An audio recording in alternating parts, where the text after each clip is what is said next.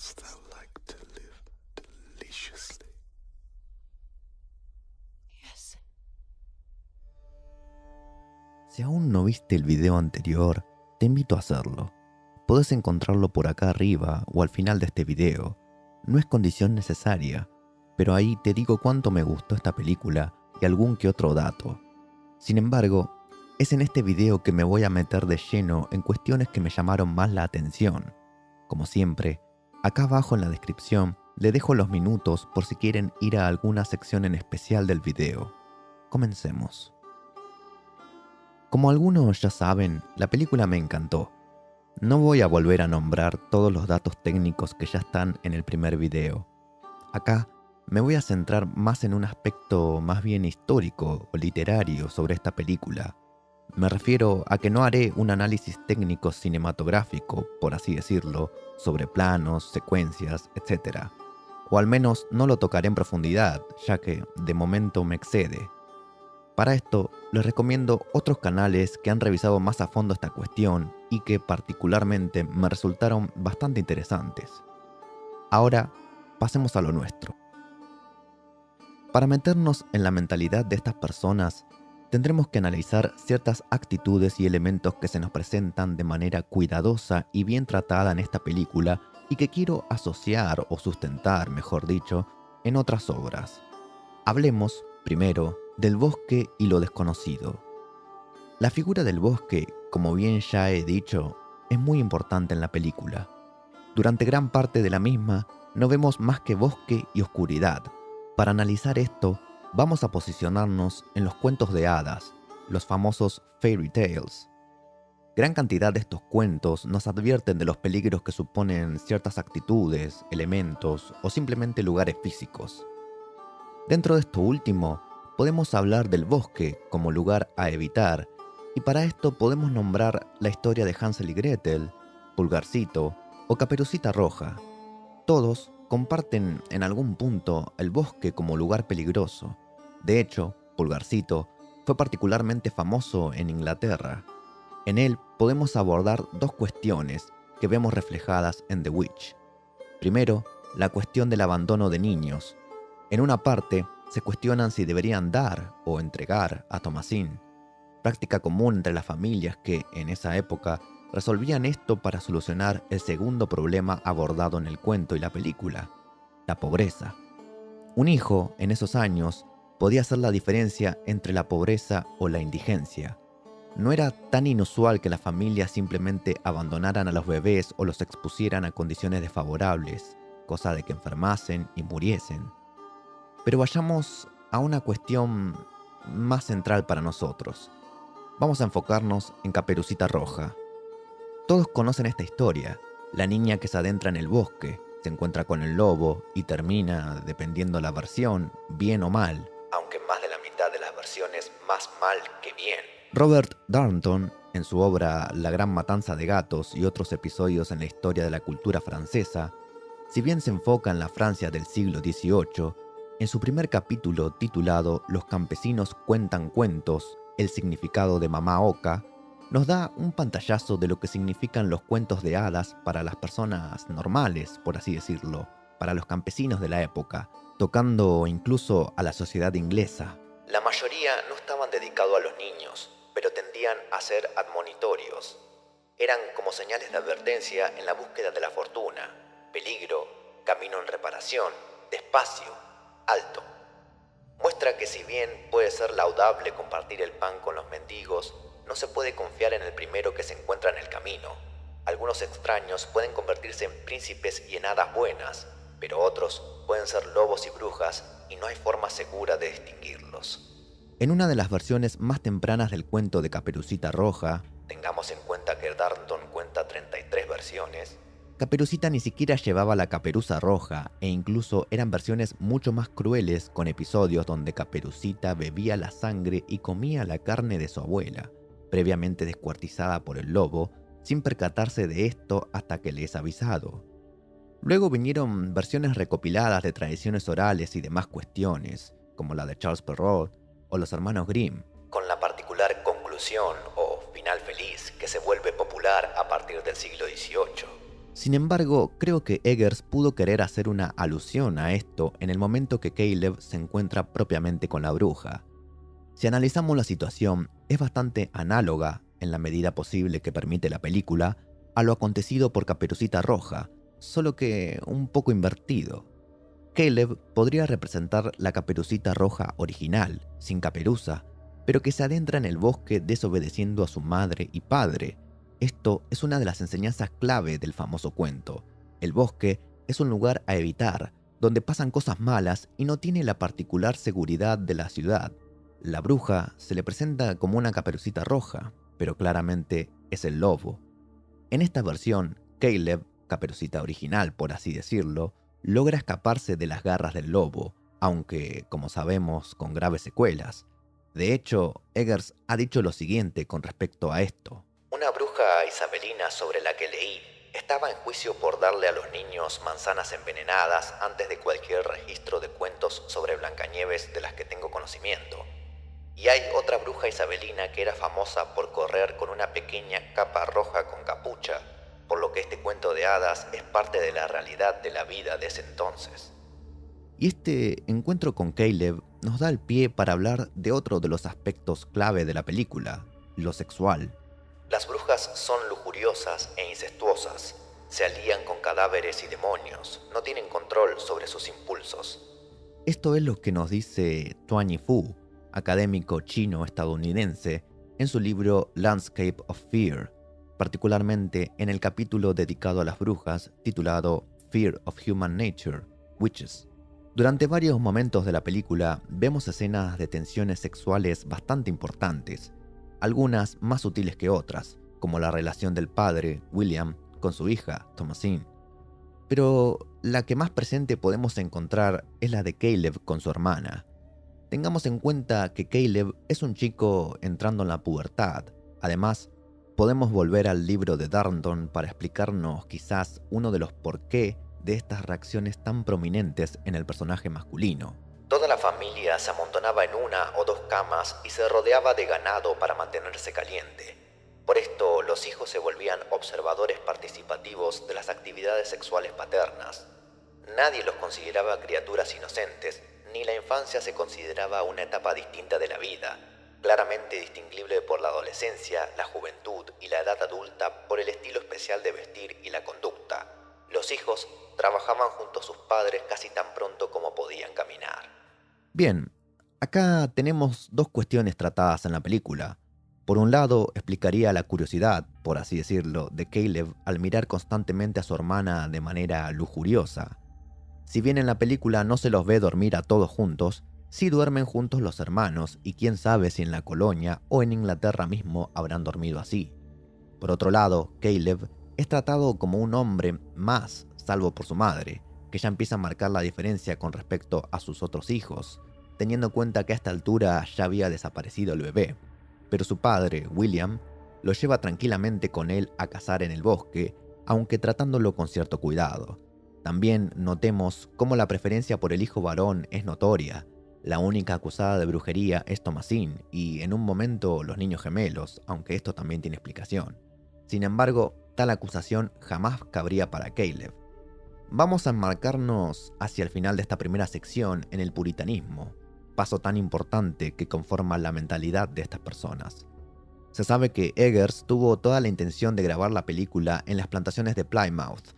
Teniendo en cuenta el contenido histórico hubiera sido excelente, pero por cuestiones de presupuesto no se pudo. Alrededor del 1620, el Mayflower, barco que transportó a peregrinos de Inglaterra hacia lo que hoy es Norteamérica, logró transportar a una cantidad de personas considerable para formar, entre otras, la colonia de Plymouth en Massachusetts. Teniendo en cuenta que la acción transcurre en 1630, es muy probable que los personajes de esta película hayan aguantado esos largos meses en el barco. La colonia establecida en ese lugar era bien puritana, con ideales diferentes a los del gobierno de Inglaterra, que acusaban de estar muy cercano al catolicismo. Todo esto es visto en la película y, de hecho, la representación máxima es la familia de personajes que componen la misma película. Acciones como las de William no eran tan aisladas, dado que incluso algunos de estos peregrinos terminaron por irse debido a las diferencias religiosas, como por ejemplo separar Iglesia del Estado, y formaron otras colonias por Norteamérica. Como vemos, los ideales puritanos, reformistas, están bien presentes, y con ellos, claro está, la idea de las brujas. El rey de Inglaterra, hacia 1625, había sido Jacobo I, de la Casa de los Estuardos. Recordemos también que es una época marcada por largas guerras civiles y revoluciones. Jacobo llegó a escribir un tratado contra la brujería. Si bien más adelante se mostró un poco escéptico, esto no quita que sus ideas sobre la existencia de la misma hayan dejado huella en la gente. Además, hasta llegó a supervisar él mismo la tortura a mujeres acusadas de brujería. Eggers se ha documentado, entre tantos otros escritos, con los diarios de John Winthrop y Samuel Sewall, dos líderes importantes en las colonias de Norteamérica de la época y de los cuales el último participó en los juicios de Salem, llegando a disculparse posteriormente por los mismos. Como vemos, la mentalidad de estas personas no podía estar sino bombardeada constantemente con noticias de brujería, peligros constantes, violencia, religión, pobreza y hambruna. Si bien podemos extendernos por horas sobre estas cuestiones y muchas más, creo necesario hacer el video lo más ameno posible y por lo tanto vamos a ir pasando a la segunda sección de este análisis. Esta parte la va a constituir más que nada el personaje de Thomasine. Ella es la hija mayor del matrimonio y quizás el personaje que más sufre durante toda la película. De hecho, si se fijan bien al comienzo, es la única que se muestra preocupada al abandonar la colonia, aún sin decir ni una palabra. Vamos a ver su evolución. Comienza de ser una chica sumisa a terminar tomando la rienda debido a la presión, claro está, de confrontar a su padre y al final de dar paso a su propia liberación, llamémosle. Esto nos lleva a pensar en todo el lamento que debió sufrir. Escuchar que tus padres quieren deshacerte de vos, sea o no verdad, aunque era bastante común como ya hemos visto. Una teoría que revisa más a fondo esto y que pueden indagar por su cuenta es el maltusianismo. Pero acá es donde yo considero que Eggers dio un giro con respecto al temprano modernismo de la película y conectado con la contemporaneidad. El final. Thomasine se libera, ríe, vuela, es libre. Algo que dije en el video anterior es: ¿cómo hubiera sido la vida de Thomasine si nada de esto hubiese ocurrido? Y es que, de verdad, piensen solo un momento dónde hubiera terminado. La familia se estaba muriendo de hambre. Podían, efectivamente, haberla vendido, dado en casamiento con alguien, y otras tantas cosas. O, en última instancia, seguir viviendo la vida sumisa que venía teniendo al convivir con su familia. Por parte de ella, es una liberación en su totalidad. Y en esto quiero remarcar las palabras de la actriz, Anya Taylor-Joy, con respecto al final de su personaje, donde concluye que Thomasine tuvo un final feliz, dado que unirse a las brujas es la primera decisión que ella pudo hacer por sí misma en su vida. Y acá saltemos a una de las escenas más interesantes de la película. ¿Qué quiso decir Black Phillip con vivir deliciosamente? Bien, tenemos que volver a Darnton, ya de culto en este video, para entender estas palabras. Como bien dije, muchos cuentos de hadas se utilizaban para adoctrinar ciertas actitudes en las personas, o para divertir a los adultos en otros casos. No hagas esto, no vayas acá, no uses esto, etc. Pero también algunos servían para mostrar deseos. Esto es un hecho común y esperable incluso. ¿Deseas probar el sabor de la mantequilla?, nos dice el diablo en The Witch. Pensemos que los campesinos se estaban muriendo de hambre, la cosecha no dio sus frutos, la caza fue inútil, no tenían qué comer y esto era muy común en la época. Darnton nos dice: los deseos generalmente toman la forma de comida en los cuentos de campesinos y esto nunca es ridículo. Para esto nos ejemplifica con un cuento titulado El Diablo y el Marechal Ferrand, donde se le es recompensado con un deseo y en vez de pedir riquezas o el paraíso, pide comida abundante. Ejemplos como este hay bastantes, por lo tanto el diablo ofrece lo que más desean a estos personajes. En esta última parte quiero nombrarles algunas cuestiones que por ahí están un poco más sueltas, que podría haber englobado en otra sección, pero que al final iban a terminar siendo muchas, así que las vamos a dejar en este apartado. Vamos primero con Black Phillip. Todos ya lo habrán relacionado a Goya, como en los videos que les pasé al principio. Por lo tanto, vamos a obviar este dato. Centrémonos más bien en la figura de Black Phillip como cabra. Primero que nada, cabe aclarar, encontrar un macho cabrío de esas características con los cuernos tan largos fue una hazaña un tanto afortunada por parte del equipo de Eggers, ya que no suelen ser así. Además, trabajar con Charlie, nombre real de la cabra, fue bastante complicado tanto para Eggers como para Ralph Ineson. Basta unas palabras del actor para conocer la dimensión de esto, quien nos dice que en el cuarto día de rodaje todo le dolía, ya que Charlie le había golpeado en las costillas y terminó pasando 5 semanas con analgésicos. Ahora, ¿de dónde viene la asociación de la cabra con el diablo? Bien, la académica Christina Schembert, especialista en arqueología, ha tratado esto en un artículo titulado Ovejas y cabras en el paganismo nórdico. Nos dice que las cabras, en la creencia popular, estaban conectadas con el mal, dado que eran animales de los dioses nórdicos, tales como Thor. De hecho, en la literatura nórdica, por ejemplo las Edas, las cabras aparecen como figuras dentro de todo importantes, en comparación con las ovejas y la vida real, pero simplemente cumpliendo un papel mitológico. En el día a día no habría diferencia entre cabra y oveja a la hora de faenar uno de estos. Otro punto que agrega la autora es que las cabras estaban asociadas a cierta lujuria sexual debido a su comportamiento alocado, digamos. Las ovejas, por otro lado, representarían la calma. De hecho, el cristianismo decidió tomar la figura de la cabra como el mal y demonizarla, a tal punto de contrastar a cada animal respectivamente como metáfora del bien, la oveja, y del mal, la cabra. Sin embargo, claro está, la figura de la cabra asociada al mal se puede remontar a épocas más remotas, como lo es el mismo dios mitológico griego Pan, o a la época de los caballeros templarios con Baphomet, e incluso en el Nuevo Testamento con Jesús y su parábola de las ovejas y las cabras.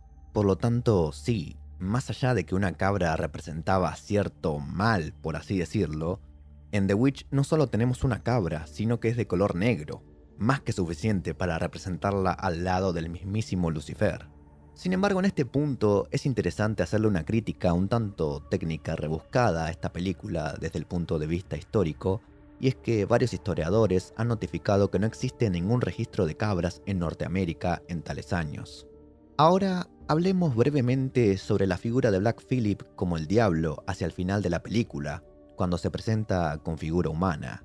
Linda Muir, diseñadora de vestuario, a la que volveremos en muy breve, comentó en una entrevista que Eggers tenía ideas muy específicas de Black Phillip como un cavalier. Esta palabra se usó despectivamente para designar a los partidarios del rey Carlos I, personas particularmente ricas. Los puritanos tenían bastante problemas con Carlos I, sucesor de Jacobo I, el rey que hemos hablado en la primera sección, dado que éste no se alineaba con los ideales que profesaban los sectores más protestantes. Por lo tanto, que Eggers haya querido representar al diablo como un cavalier no es ninguna casualidad y demuestra en gran parte lo bien documentado que estaba. Dicho sea de paso, le tomó alrededor de 5 años completar su investigación para realizar esta película. Como vemos en este cuadro, la figura de Carlos I se parece bastante a la de Black Phillip en el final de la película. Por último, ahora pasemos a un apartado interesante de esta película: la vestimenta, la iluminación y la música. Acá es donde más podemos apreciar el cariño con que fue tratada esta película. Volvamos a Linda Muir, quien también afirmó que Eggers le proveyó de 35 libros para informarse sobre la vestimenta de la época. Eggers, por otro lado, dejó en claro que Craig Lathrop, diseñador de producción, era el único que realmente estaba informado sobre la época. Las demás personas solo tenían una noción vaga, bastante idealizada por novelas o series de televisión. Y como ya sabemos, Eggers quiso hacer algo bastante fiel. Como podemos ver en estas imágenes, los diseños de vestuario se trataron realmente con cuidado y consultando muchísimos textos. Por otro lado, la música, a cargo de Mark Corben, estuvo estrictamente condicionada por las directivas de Eggers, de que no podía utilizar nada moderno, nada electrónico, por así decirlo. Es por esto que en la película solo escuchamos cuerdas y voces. Corben le mostró a Eggers un instrumento sueco llamado Nyckelharpa, al cual el director accedió automáticamente al escucharlo en acción. Para finalizar con esta sección, como bien ya dije, la iluminación es completamente natural. Eggers mismo afirma esto con orgullo. Dice que hay que usar luz natural en honor al mundo que queremos mostrar, lo cual destaca bastante el trabajo que tuvo esta película. De hecho, la única escena en donde se utilizó luz natural es cuando aparece el cuervo, dado que este animal le teme al fuego y por lo tanto tuvieron que emular velas con luz artificial. Antes de hablar de mi opinión personal del anterior video, podemos concluir en que la mentalidad de estas personas estaba atravesada constantemente por lo que hoy podríamos llamar el folclore, sumado al estricto puritanismo de sus vidas. Esto es lo que los llevó a irse de la colonia, digamos. Hay ciertas cuestiones que ya hacen ruido. El cambio de época se empieza a hacer notar. Ya no estamos en la Edad Media, sino que en el temprano modernismo de Nueva Inglaterra. La figura de Thomasin tomará actitudes que quizás en otra época no hubieran sido de esta misma manera. Tengamos en cuenta que estamos en el 1630. Pronto llegará la filosofía mecanicista y la revolución científica que pondrá las riendas necesarias para dejar de lado las ideas puramente fantasiosas de este folclore al que estaban acostumbrados.